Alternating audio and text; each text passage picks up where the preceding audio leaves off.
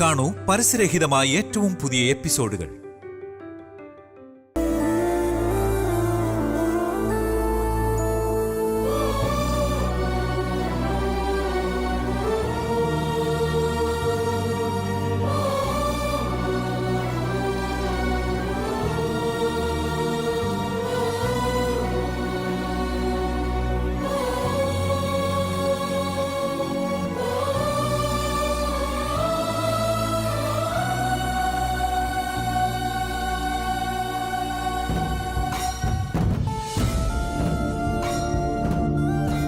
ഷോക്കായിട്ട് മയങ്ങി വീണതാ. ബ്ലഡ് ക്ലോട്ടായി പോലെ ഉണ്ട്. ചെക്ക് ചെയ്ത് നോക്കിയാൽ എന്തെങ്കിലും പറയാൻ പറ്റും.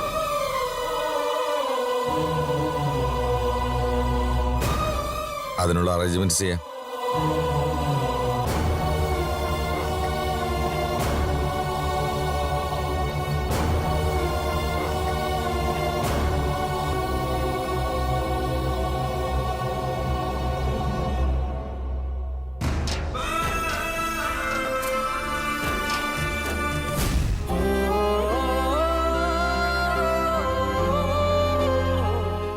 നടന്നൊരു തെറ്റ് കാരണം മുത്തശ്ശൻ മരണപ്പെട്ട ദുഃഖവും താങ്ങി ജന്മം നൽകിയ മകളെയും പിരിഞ്ഞ് ജീവിച്ചിരിക്കുക.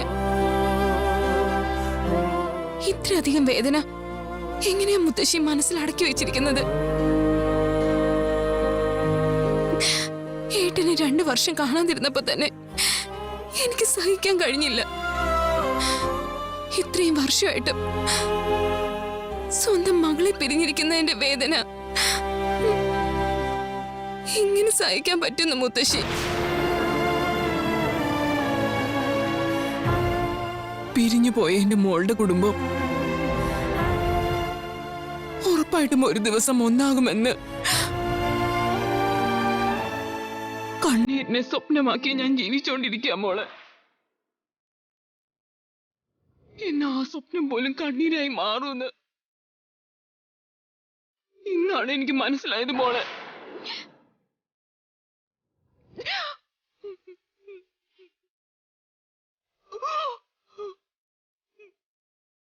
അമ്മയില്ലാതിരുന്ന എന്നെ ഒരു കുറവും കൂടാതെ സ്വന്തം മകളെ പോലെയല്ലേ വളർത്തിയത്. മുത്തശ്ശി ഇങ്ങനെ വേദന സഹിക്കുന്നത് കാണാൻ എന്നെ കൊണ്ട് പറ്റില്ല. എനിക്ക് പറ്റില്ല മുത്തശ്ശി.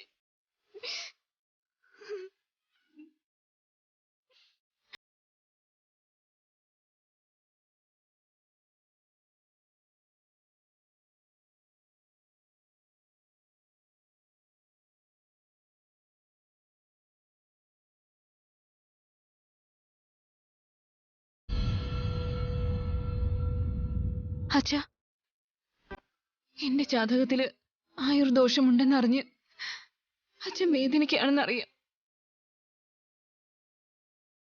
അങ്ങനെയുള്ളപ്പോ ജന്മം തന്ന അച്ഛന്റെ മരണത്തെ അച്ഛൻ എങ്ങനെയാ താങ്ങാൻ പറ്റുന്നത്? എന്റെ ഇത്രയും നാളായിട്ടും എന്നോടിത് പറയാതിരുന്നത്? എന്റെ കുടുംബത്തിന് മനസ്സിലുള്ള സ്നേഹവും സന്തോഷവും പകർന്നു കൊടുക്കാന്നല്ലാതെ മനസ്സിലുള്ള വിഷമത്തെയും ഭയത്തെയും പകർന്നു കൊടുക്കാനാവില്ല മോളെ. അതുകൊണ്ട് അച്ഛനൊന്നും പറയാത്തത് മോളെ. വിഷമം സഹിക്കാൻ കഴിയാത്തവരെ കൊണ്ട് വിഷമിക്കുന്നവരെ സമാധാനിപ്പിക്കാൻ കഴിയില്ല. അതുകൊണ്ടാണ് എനിക്ക് സംഭവിച്ച വിഷമത്തെയും നഷ്ടത്തെയും കണ്ണീരിലൂടെ പുറമേ കാണിക്കാതെ ഞാൻ അഭിനയിച്ച് ജീവിക്കാൻ പഠിച്ചു മോളെ. പക്ഷെ മനുഷ്യർക്കറിയുന്ന പോലെ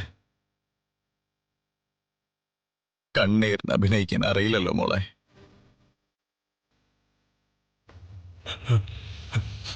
എത്ര കരയരുതെന്ന് വിചാരിച്ചാൽ കണ്ണീർ താനെ വരിക മോളെ.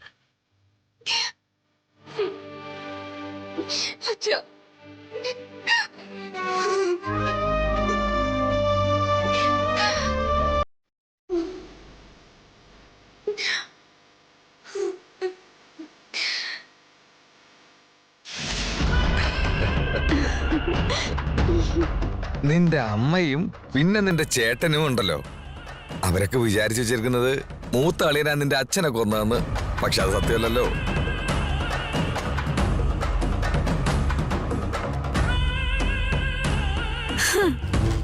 അവരെല്ലാരും അങ്ങനെയാ വിചാരിച്ചിരിക്കുന്നേ. മന്ദബുദ്ധികള്. അവരങ്ങനെ ധരിച്ചിരിക്കുന്നത് കൊണ്ടാണ് നമുക്ക് സന്തോഷമായിട്ട് ജീവിക്കാൻ പറ്റുന്നത്. ഒരാളിന്റെ കഷ്ടം മറ്റൊരാൾക്ക് സന്തോഷമായി ഭവിക്കുന്നത് ഇങ്ങനെയാണ്. അവരാ ഭ്രമത്തിൽ നിന്ന് പുറത്തു വരുന്നതിന് മുമ്പ് എപ്പോഴാണോ 7 ഗ്രഹവും ഒരേ ദിശയിൽ വരുന്നത്, അന്ന് നിന്റെ അച്ഛനെ ഞാൻ കൊന്നതുപോലെ നിന്റെ ചേട്ടനെയും ഞാൻ കൊല്ലാൻ പോവാ.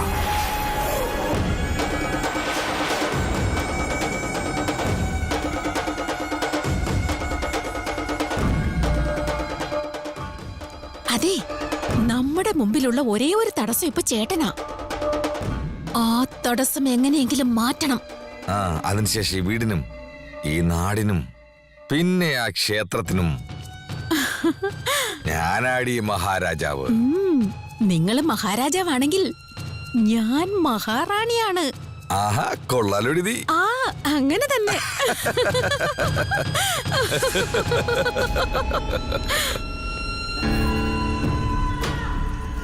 നമ്മൾ സംസാരിച്ച ആരും കേട്ടെന്ന് തോന്നുന്നു.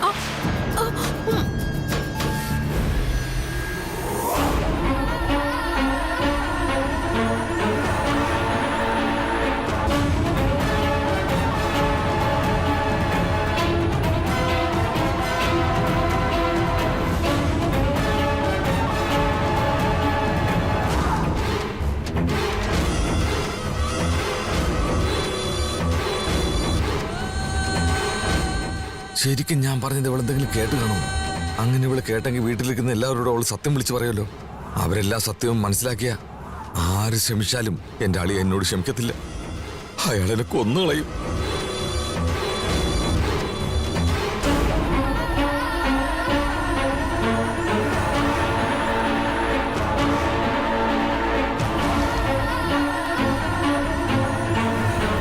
മല്ലിയുടെ ഉയിര് ഈ ഏലസിലിരിക്കുന്നത് കൊണ്ട് ഒരു കാരണവശാലും അവൾക്ക് പറയാനുള്ള ധൈര്യം കിട്ടില്ല. ഒരുപക്ഷെ അവള് പറഞ്ഞു കഴിഞ്ഞാലും ആരും അവളെ വിശ്വസിക്കില്ല. അതെ, ആരും കേട്ടില്ല. നമ്മള് രക്ഷപ്പെട്ടു. നിങ്ങളെന്താ ഈ ഏലസ് നോക്കിക്കൊണ്ടിരിക്കുന്നേ? ഇത് എവിടെ നിന്ന് കിട്ടി? ഇത് ധൈര്യത്തിന് വേണ്ടി ഒരു സ്വാമി തന്നതാ. വാ പോവാം. ഓ, അങ്ങനാണോ?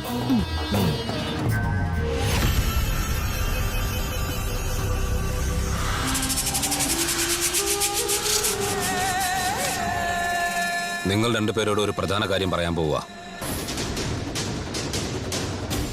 പറയൂ. ഈ 7 ഗ്രഹങ്ങളും ഒന്നാകുമ്പോ, ഗ്രഹങ്ങളുടെ സ്ഥാനം മാറുമ്പോ ദേവതകളുടെ ശക്തി കുറയും. നമ്മൾ നാഗങ്ങളുടെ ശക്തി കൂടി അപ്പോ കുറയും.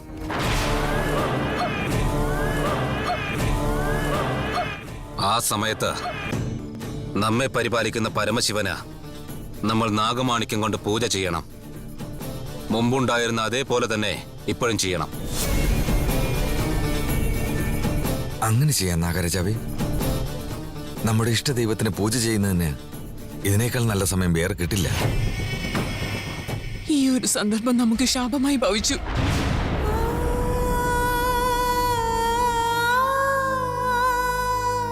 ശാപം ഭവിക്കാൻ എന്താ സംഭവിച്ചത്? എന്തിനാ കരയുന്നേ? എന്താ പറ്റിയേ? നീ ജനിക്കുന്നതിന് മുമ്പേ ഇതേപോലെ 7 ഗ്രഹങ്ങളും ഒരുമിച്ച് വരുന്ന ഒരു ദിവസം ഉണ്ടായിരുന്നു. ആ സമയത്ത് ഞങ്ങൾ നാഗമാണിക്യം കൊണ്ട് ശിവന് പൂജ ചെയ്യുകയായിരുന്നു. പൂജ നടക്കുന്ന സമയത്ത്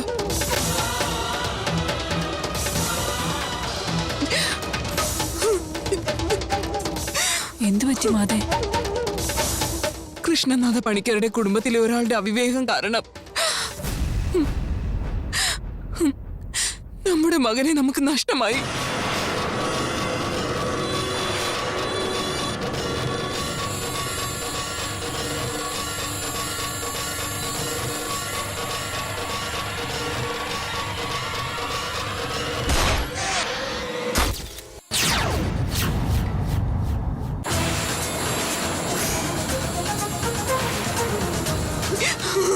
എനിക്കൊരു ജ്യേഷ്ഠനുണ്ടായിരുന്നു. ആ ജ്യേഷ്ഠൻ മരണപ്പെട്ടു. ഇതിനെപ്പറ്റി എന്നോട് ഇതിനു മുന്നേ പറഞ്ഞിട്ടില്ലല്ലോ. ഇത്രയും വലിയൊരു വിഷമത്തെ നിന്നോടും കൂടി പറഞ്ഞ് നിന്റെ മനസ്സിനെ വേദനിപ്പിക്കണ്ടെന്ന് ഞാൻ കരുതി. 7 ഗ്രഹങ്ങളും ഒരേ ദിശയിൽ വരുമ്പോൾ നമ്മുടെ ശക്തി കൂടി ബലഹീനമാകും. ആ സമയത്ത് ദുഷ്ടശക്തികൾ എന്തെങ്കിലും ചെയ്താൽ അവരെ എതിർക്കാനുള്ള ശക്തി കൂടി നമുക്ക് ഇല്ലാതാകാൻ സാധ്യതയുണ്ട്. അതുകൊണ്ട് നമ്മൾ വളരെയധികം സൂക്ഷിക്കണം. അന്ന് നടന്നതൊക്കെ പോലെ തന്നെ ഇത്തവണയും നമ്മുടെ നാഗമാണിക്യത്തിന് വേണ്ടി ആരെങ്കിലും ശ്രമം നടത്തുമെന്ന് എനിക്ക് പേടിയുണ്ട്. അങ്ങനൊരു ശ്രമം ആര് നടത്തിയാലും ശരി, അവരെ ഞാൻ കൊല്ലാതെ വിടില്ല.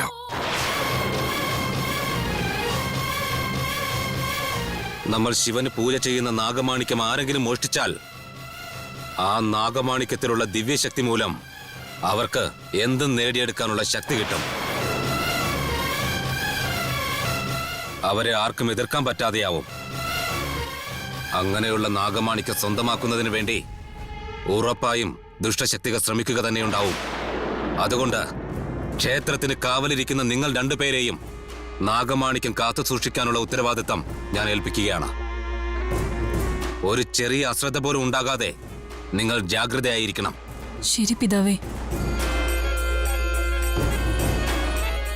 എന്റെ ഈ ജീവൻ പണയം വെച്ചിട്ടാണെങ്കിലും നിങ്ങൾ തന്ന ഈ ഉത്തരവാദിത്തം ഞാൻ നിറവേറ്റും നാഗരാജ.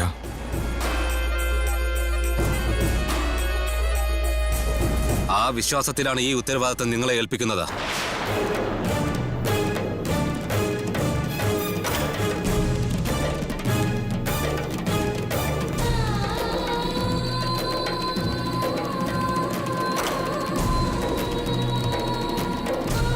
ഇനി ഒരു അനർത്ഥം നടന്നുകൂടാ. അതിന്റെ ഉത്തരവാദിത്തം നിങ്ങൾക്കാണ്.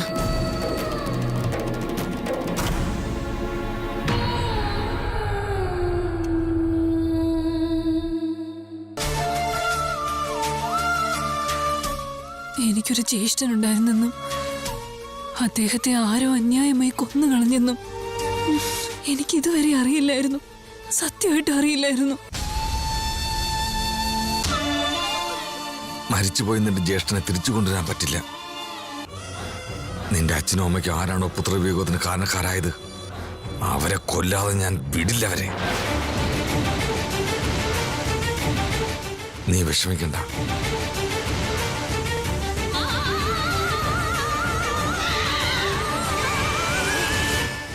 എപ്പോഴാണോ 7 ഗ്രഹവും ഒരേ ദിശയിൽ വരുന്നത് അന്ന് നിന്റെ അച്ഛനെ ഞാൻ കൊന്നതുപോലെ നിന്റെ ചേട്ടനെയും ഞാൻ കൊല്ലാൻ പോവാ.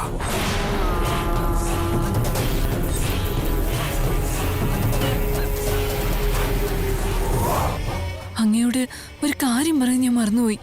എന്താ അത്? ഞാൻ ഇങ്ങോട്ട് വരുമ്പോ ഭവാനിയുടെ അമ്മാവൻ ആ വീരഭദ്രൻ അയാളുടെ ഭാര്യയോട് പറയുന്നത് ഞാൻ കേട്ടതാ. എന്താ പറഞ്ഞേ? 7 ഗ്രഹങ്ങളും ഒന്നായി ചേരുമ്പോ മുമ്പ് ആ കുടുംബത്തിൽ ഒരു കൊല നടത്തിയതുപോലെ കൃഷ്ണനാഥ പണിക്കരെയും കൊല്ലാനായിട്ടുള്ള ശ്രമത്തിലാ. സത്യമാണോ പറയുന്നേ? അതെ, സത്യമാണ്. ക്ഷേത്രത്തിന്റെ കാര്യത്തില് ഇതുവരെ അർജുനും ഭവാനിയാണ് സംശയം പ്രകടിപ്പിച്ചത്. പക്ഷേ അപ്പൊ ഇതെല്ലാം ചെയ്യുന്നത് ആ വീരഭദ്രനാണെന്നുള്ള കാര്യം വ്യക്തമായി വരുന്നുണ്ട്. അവൻ ഇത്രയും വലിയ പാതകം ചെയ്യാൻ തയ്യാറായിട്ടുണ്ടെങ്കിൽ അന്ന് നിന്റെ ജ്യേഷ്ഠനെ കൊന്നതുപോലെ ഇവനായിരിക്കും. അവനത് പറഞ്ഞപ്പോ അവിടെ വെച്ച് തന്നെ അവനെ കൊല്ലാതെ നീ എന്തിനാ ഇങ്ങോട്ട് വന്നത്?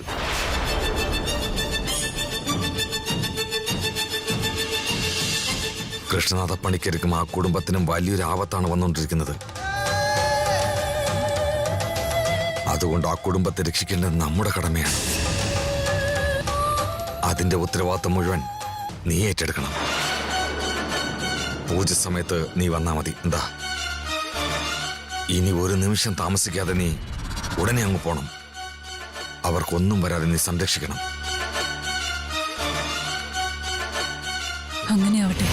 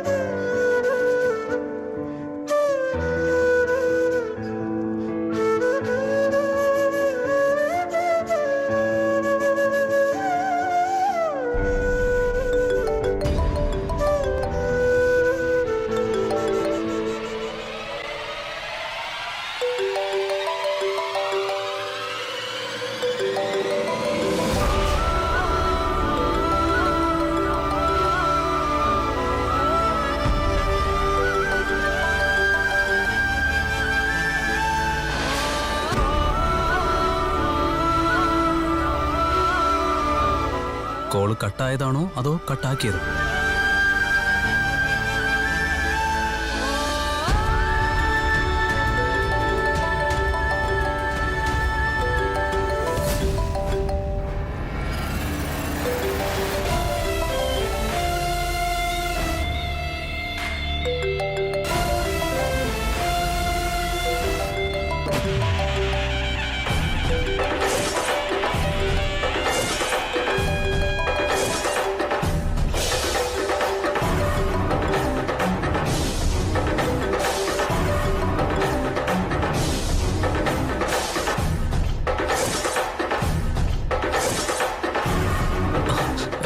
Bhavani, hello Bhavani, hello hello Bhavani, Bhavani, ഇയാള് കേൾക്കുന്നുണ്ടെന്ന് എനിക്കറിയാം. പ്ലീസ്, ഹലോ ഭവാനി, ഞാൻ പറയുന്നൊന്ന് കേക്ക്. ഹലോ, ഒരു മിനിറ്റ്, ഞാൻ പറയുന്നൊന്ന് കേക്ക് ഭവാനി, പ്ലീസ്.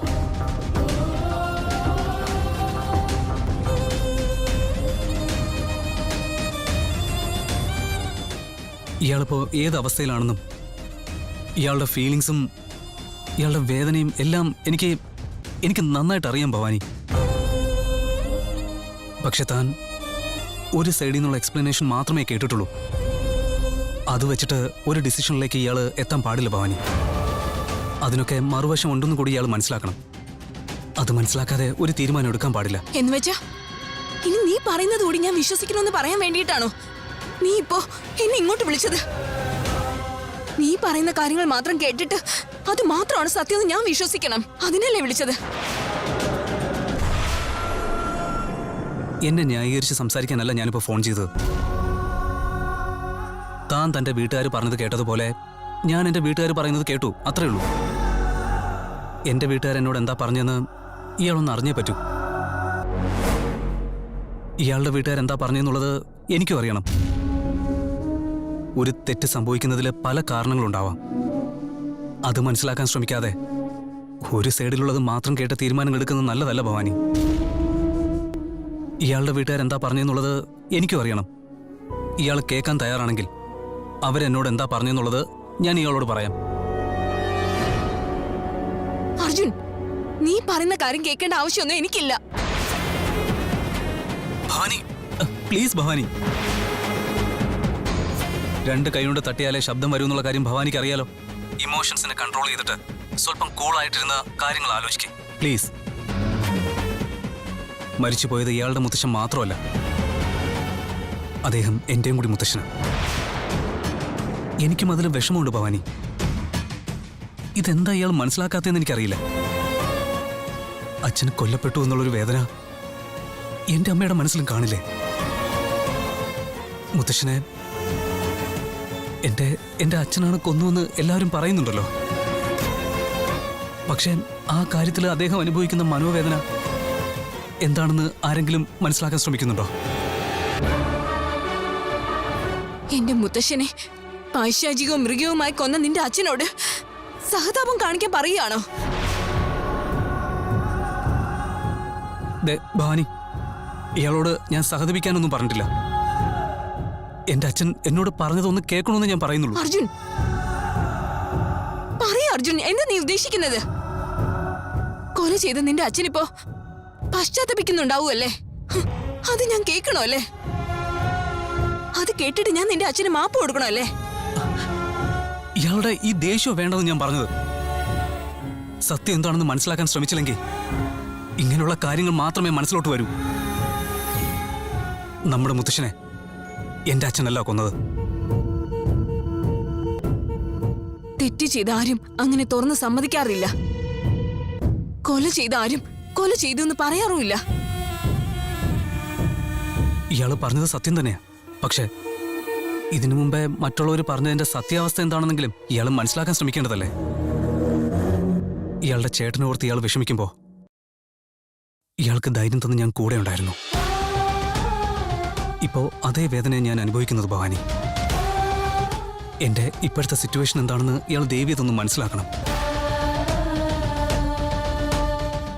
ഒരു കാര്യത്തിന്റെ സത്യാവസ്ഥ എന്താണെന്ന് അറിയാതെ വെറുപ്പും പകയൊന്നും നല്ലതിനല്ല ഭവാനി. നമ്മുടെ കുടുംബക്കാരൊക്കെ തെറ്റി നിൽക്കുക. ഈ നമ്മളും അത് തന്നെ ഫോളോ ചെയ്താൽ പിന്നെ അവരും നമ്മളും തമ്മിൽ എന്താ വ്യത്യാസം ഭവാനി? സത്യം എന്താണെന്ന് മനസ്സിലാക്കിയിട്ട് രണ്ട് കുടുംബങ്ങളെ തമ്മിൽ ഒന്നിപ്പിക്കേണ്ട ഉത്തരവാദിത്വം നമ്മുടെ കയ്യിലാണ് ഭവാനി. നമുക്കൊന്ന് ശ്രമിച്ചു നോക്കിക്കൂടെ?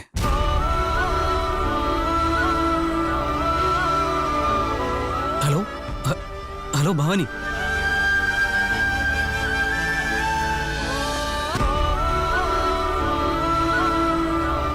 മുത്തശ്ശനെ അച്ഛനല്ല കൊന്നതെന്ന് തോക്ക് തലയിൽ വെച്ച് പറയണമെങ്കിൽ ഉറപ്പായിട്ട് അച്ഛൻ പറഞ്ഞതിൽ സത്യമുണ്ട്. മരിക്കാൻ പോകുന്ന സമയത്ത് കള്ളം പറയേണ്ട ആവശ്യമില്ലല്ലോ.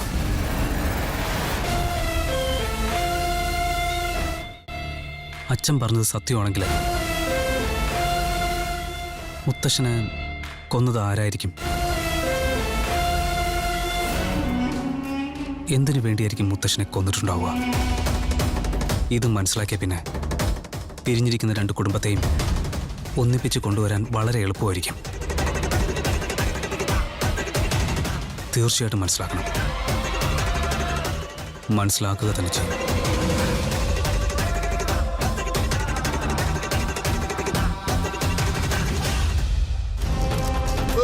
അയ്യോ പാമ്പ് പാമ്പ് അയ്യോ അയ്യോ അയ്യോ പാമ്പ് അയ്യോ അളിയോ അയ്യോ അളിയോ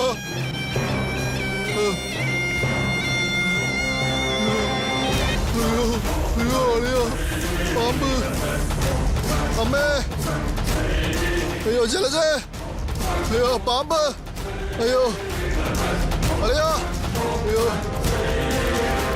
അളിയാ പാമ്പ് പാമ്പ് അയ്യോ എന്താ എന്ത് പറ്റി? പാമ്പ് പോന്നളിയാ ജലജ എന്നെ രക്ഷിക്കടി. അയ്യോ അയ്യോ അയ്യോ പാമ്പ് എന്നെ രക്ഷിക്കടി, അല്ലെങ്കിൽ നീ വിധവയായി പോവടി. അയ്യോ നിങ്ങളെ രക്ഷിച്ചിട്ട് വേണോ അത് എന്നെ കൊത്താൻ?